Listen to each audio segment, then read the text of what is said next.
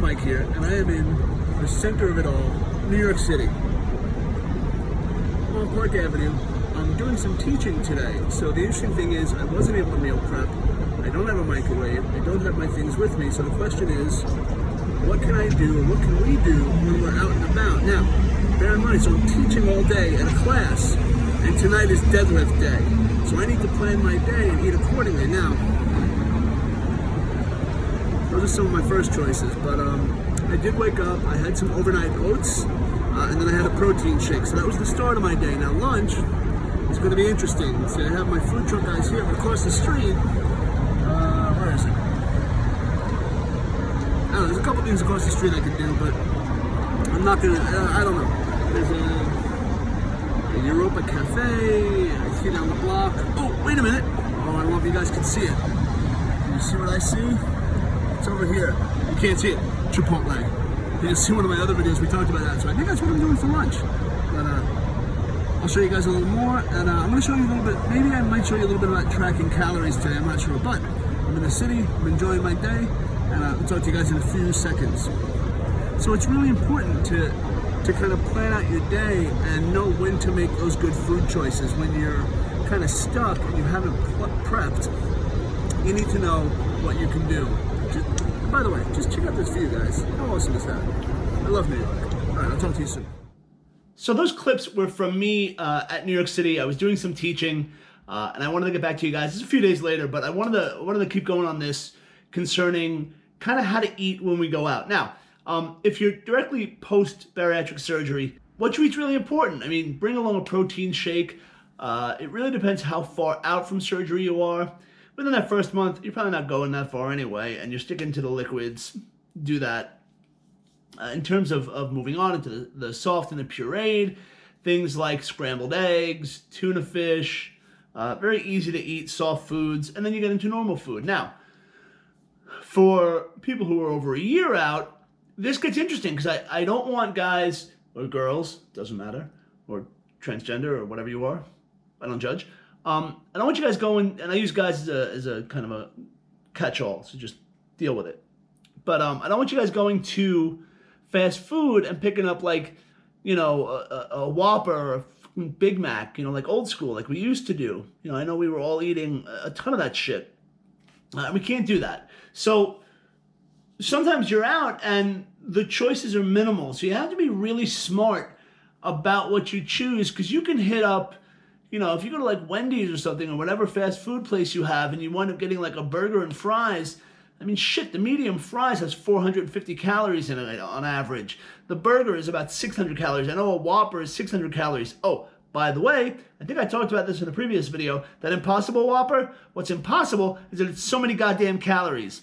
Eat the regular, if you're gonna go and you're not a vegan, so you're not a vegetarian, and you want to eat a hamburger, eat the goddamn Whopper, because the Whopper is 640 calories and the Impossible Whopper is like 620 calories. I want the taste for those 20 calories. So anyway, just a side note. Okay. So how do you make choices when you're out and about? So you guys I saw a Chipotle, and that's money for me.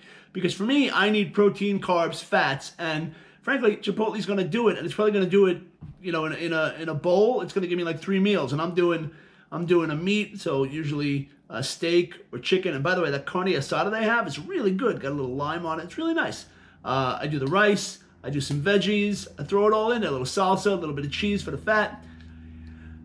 It's the perfect meal for me at this point. And just so you guys know, I am constantly monitoring my macros. I know exactly how many calories I eat. I know what calories of carbs and fats and protein I eat every day. I monitor that, even if it's the bad shit. If I have some ice cream, I track it. My FitnessPal is my Bible. I track everything. So I've been really high on my levels. I've been trying to put on some mass, put on some muscle.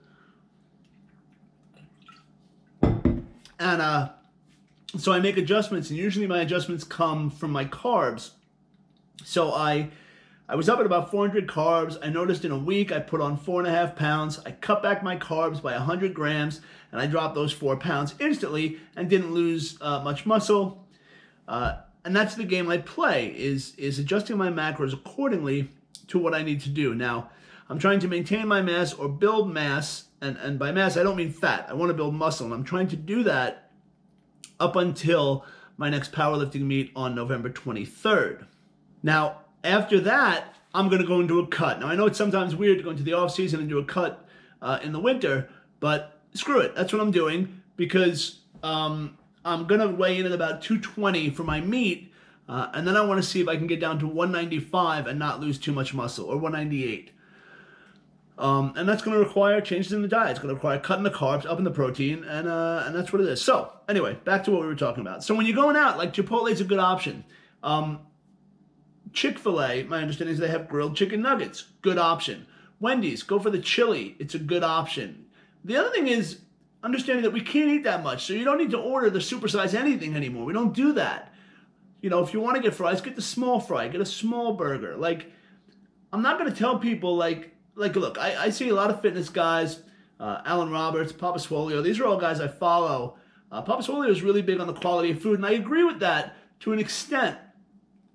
But if you're not like a fitness junkie and you're not killing it in the gym every day, you know, you're not going to be monitoring like you have to have, you know, the brown rice and the organic grain-free chicken. I get that, you know. Is it better for you? Probably. But are we all doing that? No. Let's be honest about it. I'm not doing that. I don't buy organic, grass-fed, you know, hugged and petted cows. Although my wife would love to hug and pet a cow. She saw a video with a little baby cow and they were petting it. Anyway, so that, you know, but that's not the point. The point is, for us, it's about really amounts, and yeah, quality is important, but it's more about macros for me. And I trust me, I am not one of those guys in the if it fits your macros industry where, you know, if you eat Twinkies and steak and it fits your macros, you're good to go. That's not the way it works for me. I don't do that. By the way, if you're wondering what I'm drinking, this is my branched chain aminos. I did work out this morning. I did chest. I'm doing 6 days a week now. 3 days powerlifting, 3 days accessory. Yeah. So the other thing I do is for me, and you have to be careful with this, is I always have some sort of protein bar with me. Always, without fail. Now, as far as protein bars go, I do not suggest you do them as meal replacement. Food is most important. If you can have food, have food. If you need a protein shake, I do shakes. If you need a protein bar, whenever I do like a training and I'm out all day and I know I'm not going to be by the office, I know I'm not going to be by my meal prep or by a microwave to heat up the food that I prep, I'll bring along a couple of protein bars. There are a few that I happen to really like. For like a breakfast thing, BAR by Redcon 1. BAR, Redcon 1. This one's good. It's 20 grams of sugar. Whoa, no, that's not right. Sugar's not that much. Sugar's 5 grams. It's 20 carbs, 20 protein, 4 fats. Good macros. That's a quick one. The MRE bar, also Redcon 1.